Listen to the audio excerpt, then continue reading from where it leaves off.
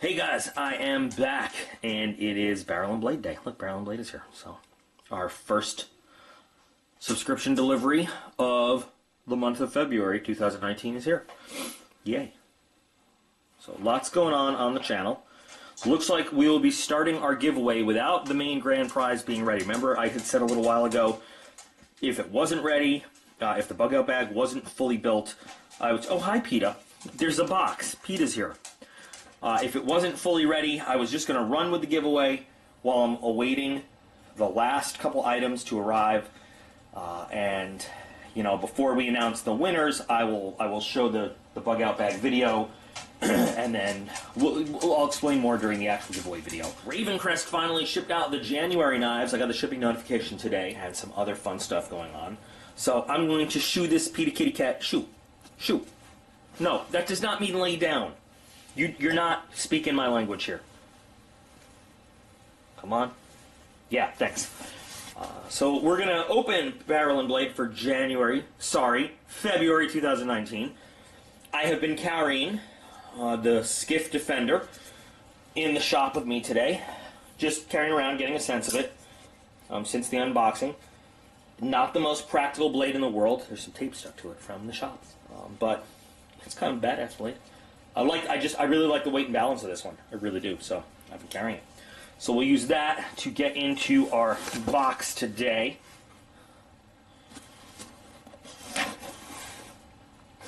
PETA, go away. It's kind of a heavy box, so let's see if there's cool stuff. So what do I see here? I see some marine camo. Okay. I see this, well, this is heavy, whatever this is. So let's take that out. Right there. I'm looking for the packing slip. Noah's tarp. Put that over there. GI style poncho in, like I said, marine camouflage. A big knife. And here is our contents. So, alright. I know you guys get sick of me explaining this every single time, but every single time we have some new viewers, new subscribers who might not have seen the last one. So let me, as quick as I can, explain the way Barrel and Blade does their packing. So you've got two levels in Barrel and Blade, level 1, level 2. We are looking at level 2. That's the one that I pay for. Level 2 is different than level 1. So this is different than a lot of other boxes, because a lot of other boxes, you usually, in the higher level, you get everything that's in the lower level than some other stuff. The way Barrel and Blade does it, sometimes you might get the exact same stuff. Sometimes you get different stuff altogether. Sometimes you get a combination of same stuff, different stuff. Sometimes you get upgraded versions of the same stuff that's in level 1. So you actually have to go on the card and read it, you know, step by step to figure out what it is that you're getting. Today it just so happens the one item that's in the level 1 box that's not here, I have that knife. I have it upstairs. So actually, after we go through everything in level 2, I will show you the Swedish Light My Fire fire knife as well. We'll take a look at it. So cool. So what I like to do with Barrel and Blade is I like to go actually in the order of value of everything on the card, starting with the least value item up to the highest value item. So it looks like today, actually, since we're doing that one crazy thing where we're starting with looking at something that's in level 1, even though we're unboxing level 2, I need to go get the Swedish fire knife, the Light My Fire knife, because it is the lowest MSRP thing that would be there. So stand by and I will get that knife. So here, with an MSRP of $28 on the card, is the Light My Fire. Now this is a product brought to you by Mora. Mora makes amazing, lightweight, really budget-friendly field knives. They make some really great stuff. They've got some higher end that I have not seen a Mora that will cost you more than $100. But for the most part, they're not real premium materials, but they are excellent, rugged knives. The kind of things that they'll serve you really well out in the field, but you're also not really that upset if they get destroyed and stuff. Now, the Light My Fire comes in different colors. I just have this one. I haven't even used this one. This is really, I bought it because I have a large collection of Moras, and I wanted to have this one. What makes the Light My Fire or the Swedish fire knife a little different from other Moras is that it comes with a built-in ferro rod in the handle. And so that combines kind of two of the things that you would need out in the field: the ability to make fire and a good, decent knife. I don't like this as far as, I shouldn't say it. I don't mean I don't like it. I don't like it as much as I like other Moras, just because I don't find it as comfortable. I don't like the blade grind as much as I like some other ones. They make some better knives for, quite frankly, less price. The stainless steel that Mora uses, I mean, over and over and over, is the Sandvik 12C27. They also use a Swedish carbon steel for knives. A lot of times they'll put out an identical knife in both a stainless and a carbon. But excellent knives. Usually, very rarely do you get a Mora that out of the package is not razor sharp. Very nice, very nice. There you go. Do I have some cord? I do have some cord. Of course I have cord. I'm doing an unboxing. Well, let me get some better leverage there. There, okay. And then we will slice right through. So once again, if you're on a budget and you just want a reliable field knife, as a matter of fact, the bug out bag for the giveaway has a Mora Companion Heavy Duty. Because lightweight, just utility, great value. Now, at the risk of setting the kitchen on fire, I have no adult supervision right now, so ha ha ha ha ha, but, you know, maybe we'll just move these other items.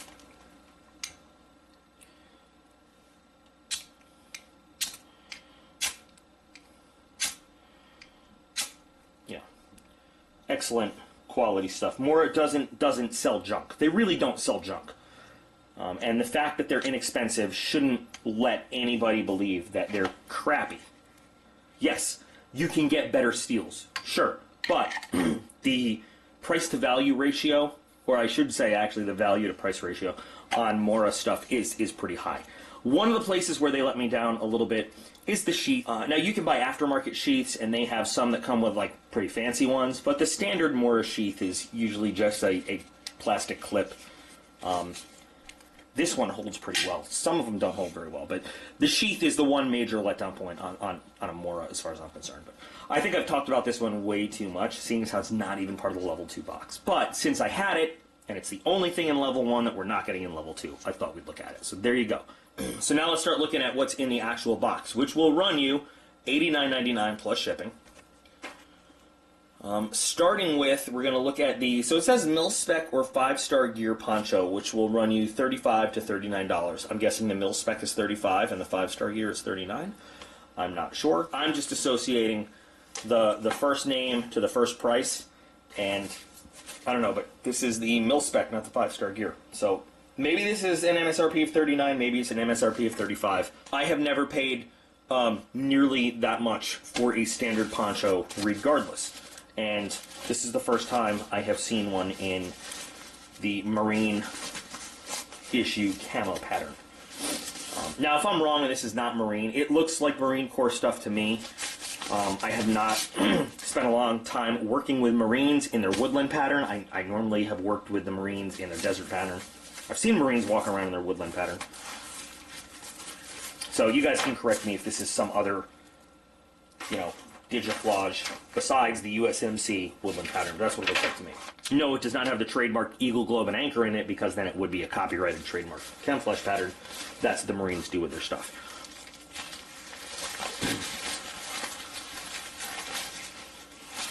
And it looks like it is, I mean, it is just the good old-fashioned, this is the same poncho that I was issued back in basic training. Except the one I had was the old woodland pattern.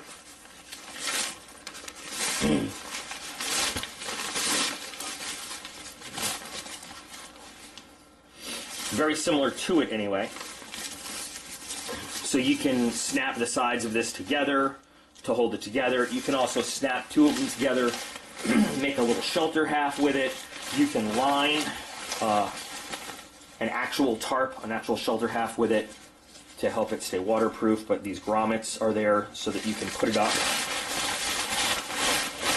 like a little shelter half. And if you have two of them together, you can make it bigger. I mean, it's a poncho. It is what it is. From what I remember anyway, because they started issuing us Gore-Tex stuff, and I haven't worn an actual poncho in quite a while. But they worked. They kept you dry for the most part. You were pretty miserable down by your wrists because the water would all come down this way, and this would be. Well, this one actually looks a little shorter, a little smaller than the Army issued one. Now that I think about it, because this would come down almost, towards the bottom of your arm.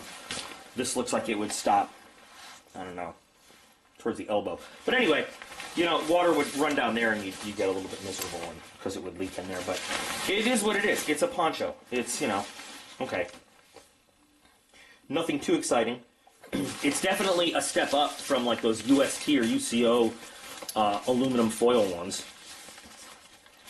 And since it has the grommets and the snaps and everything, yes, you can use it to make your shelter half, or you can even in a hot jungly area you can make yourself a little bivy sack out of this. But really thin. I kind of remember the actual issue ones being a little bit thicker. And I mean, it's a $35 poncho, so meh. This has potential to be cool. Let's go to the Ember Lit Camp Stove with an MSRP of $44.99. So I'm going to put it together in real time so you can see now. There's plastic, a plastic coating on the pieces, which I guess protects them. You probably want to take that off before you start lighting stuff on fire. I took a second to look at the directions just to make sure I was putting this together right. There we go. Okay, now when I said it was heavy, I don't mean it's like a heavyweight thing. It's a lightweight object. I just mean for its size, it had weight to it. I like this better than I like the little folding stove that we've seen in so many things. I see you can put whatever fuel you want in here, solid cube, hexamine, trioxane. You could put some wood in there. You could put whatever, I guess. Now there's a website, emberlit.com, where you can find out more cooking instructions. What I really like about this, though, is that, it comes apart. It's easy to put together. Put whatever you want on top of it. Doesn't have the same kind of physical restrictions that those little folding stoves do. A lot more will fit on top of this. I think this is pretty cool. Now, I'm saying that having never actually used it, of course, I would want to take it out and test it, actually cook with it, to see, but it looks like a decent, it's got rigidity to it, even though it's very lightweight, very small, very compact. It actually has some good rigidity to it, and I'm obsessed with taking off some of these plastic layers. Just like the old folding camping stoves, though, keeps your fuel off the ground, minimizing the chance of, California-style forest fire, keeps your cooking surface elevated, so you're not risking burning all that stuff. Pretty cool. Is it worth $45? I don't know, because one of those little folding camping stoves, run you for like $5. So, yes, I get it. It's probably like laser die cut and finely engineered and stuff. Is it worth the $45 price tag? I don't know. You have to make that decision for yourself. I'm sorry, I can't help it. I gotta peel this stuff off. See what I did by getting distracted by peeling off the plastic? I'm gonna put this in. I like it though. I like the form. I like the function. I really can't wait to actually try it out. But for right now, we'll put it in the I like it pile right next to this, $35 poncho. I like this though. I think this is cool. I want to use it. I want to go to there. You can't even see it on camera in the I like it pile. There we go. Moving on. The CRKT. Yeah, I had to read that right. The CRKT Chanson-Hill Machete for $69.99 MSRP. Designed by Ken Onion. Enough said? That is kind of enough said. Ken Onion's a prolific, awesome knife designer. So sheath, adjustable belt loop. Cool, nice, but rigid nylon. Not much else to say there. It is what it is. It's like several snaps to keep this thing in nice and tight. And small, lightweight machete, comfortable in your hand. Now, of course, I'm going to have to get online and look this up and see all the steel and everything, what it's made of. I love the little patterns that it makes when they send these things kind of covered in oil and then wrapped in plastic. Okay, a little wipe down with some acetone, get it all cleaned off. Don't know what the coating is, but I got that from wiping it down. That's not a great sign. However, though, it is a very nice size. Now, I don't know if I call this a machete. I call it a big-ass knife. It's a small machete. It's definitely a great chopper. Weight is awesome. Yeah, I mean, I guess it would have to be a machete. It's just, to me, a machete would be a little bit longer blade, give you a little bit more reach, give you the ability to reach out and touch something. This doesn't have a real big range, but you can feel the leverage. You can feel like the power is in there to give a really nice chop.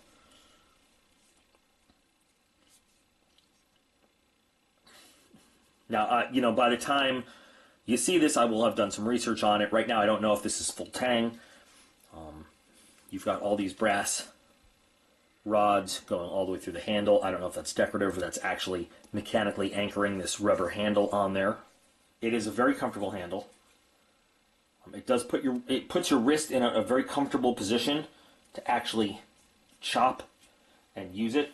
Let's do the standard paper test, and then let's do maybe a little bit more than that. So let's see. All right. So now machete. There we go. Machete doesn't have to be razor sharp because it gets a lot of its cutting power from the force and the leverage of the chop, but this is actually finished very, very nicely. Can you see that? That was a decent pull through. A little bit of a chop, but and a slice. Very nice, actually. Very nice.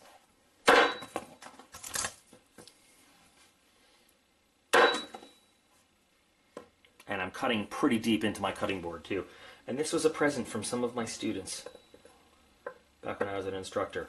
I'm not even swinging that hard. This thing just has leverage and weight.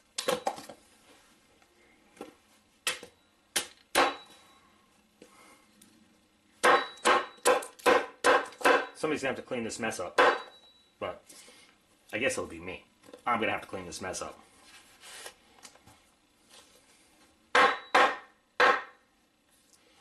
Okay. I talked some shit initially about the size and everything. Excellent chopping power contained within right here. You don't even really, I mean, the wrist is, like I said, really comfortable just to go through the chop. Now, I'm not doing a lot of follow through because I got a cutting board right here, but I mean, it is taking it, and I'm not even using the full power. I'm just letting it drop, basically, and it is going into that wood. So, now, on the other hand, what if we wanted to do some really fine little cutting there?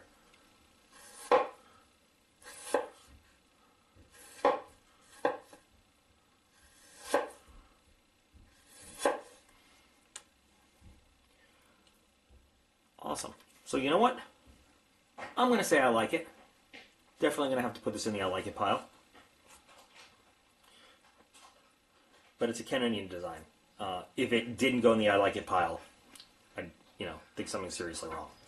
Only one item left, guys, and that is Kelly Noah's tarp for $79.95. It says it's not your average tarp. It's a super tough shelter tarp that'll last your lifetime. So, now, last month, we just got a shelter tarp, and shit hits the fan for a much lower MSRP. Poles not included. Okay. This is tarp 9. So, minimum package weight, floor area, dimensions, and package size. So let's see what we get. for 80 bucks. Well, these are significantly bigger, sturdier looking stakes than the Shit Hits the Fan tarp was. You know, I think it's only fair I put up the other tarp outside so we could, you know, see. Actually, check it out. Maybe I will wait till tomorrow in daylight, put this up in the backyard, just like I did the other one, and we'll see how this one works for us, just like I did the other one. We'll set it up in the backyard with cord, without, you know, poles, because we don't have poles, poles not included, but we'll check it out. So, it's not polar vortexing, but it's about 30 degrees. But you know what? That's almost like a heat wave, right? So anyway, we've got our Noah's tarp. I've got some extra 550 cord. Of note today, I decided that we're going to be doing all of our cutting with, this hasn't been on the channel in forever. This is one of the two Benchmade Gold Class knives I own. This is the 7505.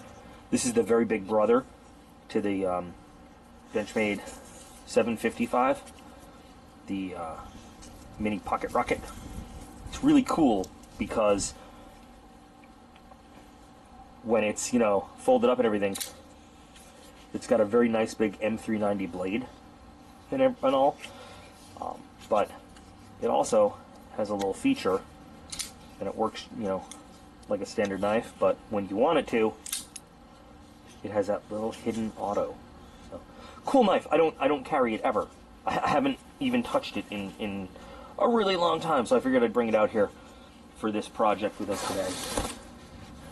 And we'll just put it right there.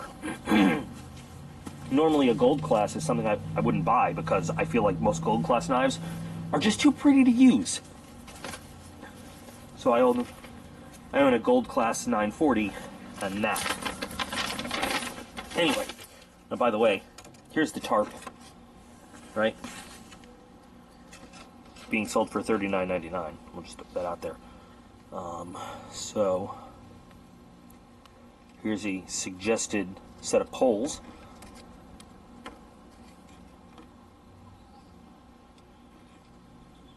And this is, you know, they adjust from 68 to 84 inches. So while this doesn't state a specific height for the poles, if we're talking poles that can adjust from 68 inches is about 5'8". It's exactly 5'8". You know, I'm going to use the standard fence setup I did before, so it's going to be a little lower than that as we go through this.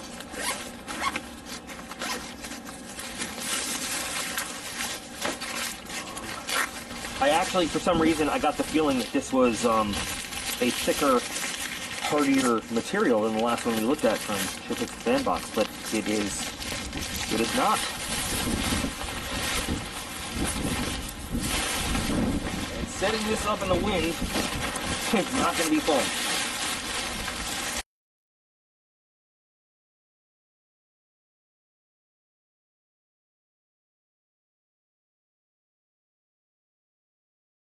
So having these, they're when the wind is blowing and you're trying to get this thing up, they did not help. This was not convenient, single-handed, in the wind. Now, this could be higher, again, with the correct poles, but I just did a little field experiment thing, you know, dead garden, but using fence posts and everything to put it up. It took me an inordinate amount of time in this wind to get this thing up, just in a very basic way, so that we could check it out. I mean, it is like a sail in the wind. But I'm trying to get a sense so you can see how much actual room you have in there. And now we'll go on in. Now, there's more room, I think, side to side in this one than there was in the Shit Hits the Fan, but in terms of it doesn't, when you're sitting here, I don't like, I wish it extended farther out, is what I'm trying to say here. I wish it went a little bit more. Plenty of room, like corner to corner, but the angles of it, I feel kind of abruptly end. And if you look at this picture here, you can see that. I mean, I would want a little bit more shelter from my shelter, is all I'm saying. Now, yeah, we affixed it directly to the ground right now, just for expedience sake.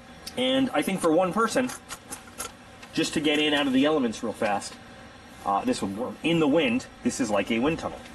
It's, you know, there are ways you could obviously you could secure the rear of it or do other things, you know, but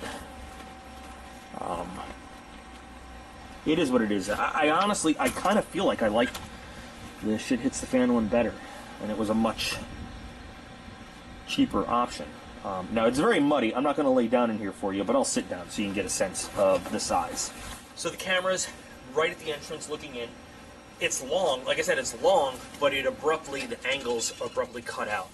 So, you know, like right here, there's nothing. The only real, I mean, from like here, this seam, these are the places where it really provides you like full shelter, where you can really stay covered up and everything. It's not bad. I mean, I'm not saying it's bad. It's just, I was hoping for the price and everything, maybe a little bit more. And something a little bit not, you know, it really felt like in my hand it was going to be a little bit thicker than the same thing. I thought maybe we'd get a little bit more insulation or something out of it. I don't know, but it's tenty. It is definitely tenty. You know, I'd spend a day or two in here if I had to, just catching my breath.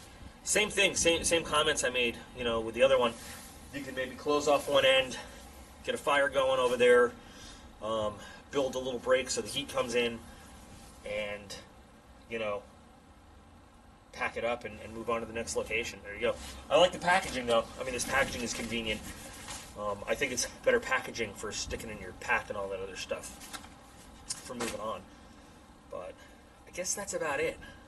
I was just about to say, anybody have any questions? I'm going to leave this up for a little bit, let the kids run and play in it, and let Tato go in the tent again. He loved going in the tent. So, okay, yeah, there you go. Wrapping everything up. Not very impressed with the poncho, honestly. Kind of like the stove. Really like the stove. Want to test it out. Still, you know, would like this if I knew for a fact it was a full tang. But the cutting power, the blade finishing and everything, the steel on the machete. By the way, interesting note, same steel that they make AK-47 bayonets out of. But liked it. Not thoroughly disappointed with the shelter. It's still, you know, outside in the backyard right now. Not thrilled, but not disappointed either. Not bad. And then, even though it's not in our box, you know, we talked about the Light My Fire knife, since the one real different item from level 1, level 2. So, you know, it's not a box that's knocking my socks off this month, but I've definitely seen worse boxes. Like it, meh. And we're going to call the other shelter kind of meh. I honestly did like the much cheaper version that came in Shit Hits the Fan. So I'd love to hear your opinions on everything. I'm definitely looking forward to using this out. And, you know, if nothing else, just take it outside and make some coffee on it or something. So what do you guys think? While you're putting your comments in there and everything, check out the links in the video description, especially the Discord server link. The little community we have on there is growing all the time, but always looking for new folks to come and hang out with us there, engage in our ridiculous conversations. As well as link to my Facebook page. I think I have my Instagram page on there now, too. My Patreon page, and you can check that out and think about becoming a team member there. And my email addresses for Q&A questions, and just my general contact, you know, email and stuff.